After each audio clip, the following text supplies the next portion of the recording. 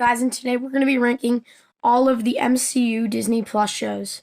Now, in the thumbnail, I did put in Daredevil, but I decided not to include all the Netflix shows because I haven't seen them all. So, let's get ranking. So, first up on the tier list, we have Hawkeye. So, I think that this is the best Disney Plus show for the MCU because I like all the character arcs throughout it. The humor lands. The story is pretty good. The plot lands.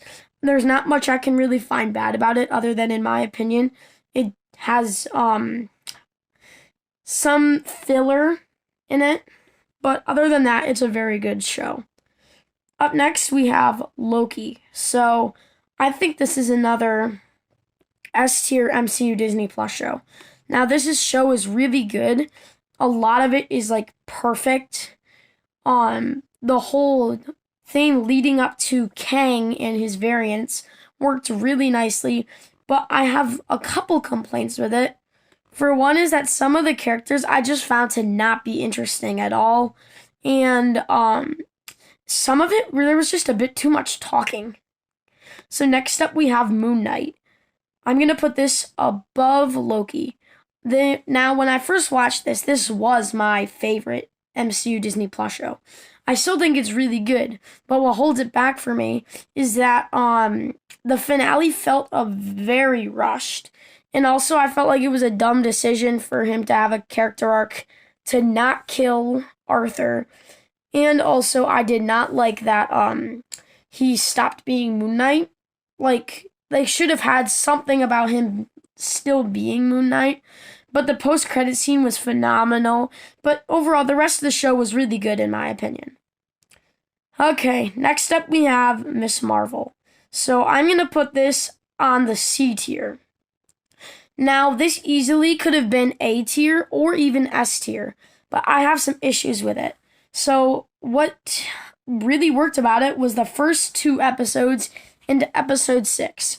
Now, the first 2 episodes, in my opinion, if that was what the whole show was based around, it'd be an A. I really think the first 2 episodes were amazing. I liked what they were doing about her stepping into the role of a superhero. I felt like all of that worked, and it was a nice, everything just felt perfect. But then episode 3, it stopped focusing on what the first couple episodes focused on. Same with episode 4 and episode 5. So it's not the best, in my opinion. Episode 6 was better, but it wasn't as good as 1 and 2. 1 and 2 were really cool because it was how a normal kid would live in the MCU. And I just thought there were some parts that were amazing and some parts that were meh, but most of it was meh, so it goes on the C tier. Next up, we have She-Hulk. Most people feel the same way about this with me. This show is terrible. Well, I don't think it's fully terrible. It could be in the middle, but that's not a tier, so we're just going to put it in F tier. But my problem with She-Hulk is I think a ton of the humor is just bad and off-putting. It's not funny at all. Some of the CGI is horrendous, but at least it's unique in its own way. That's probably the best part about it, is how unique it is. But again, they kept carrying on with a bad version of Hulk. So, yeah, there's not much I like about this show. Although I did really like the second episode. I thought that when I saw that, I'm like, maybe this show could be very good. But nope, I don't like it very much. Next up, we have Falcon and the Winter Soldier. Now, this one is a very controversial show. A lot of people love it so that it's top of S tier. Or some people put it at the bottom. But I'm going to put it in,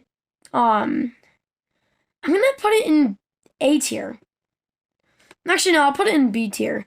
Because I did actually like this show quite a bit. I just had some problems with it, for one. So, a lot of it was a bit mixed for me, because I really like the message with it. It's just the way that they delivered the message in episode 6 was a bit off-putting. He didn't need to, preach it to everyone. But, and the villain was okay.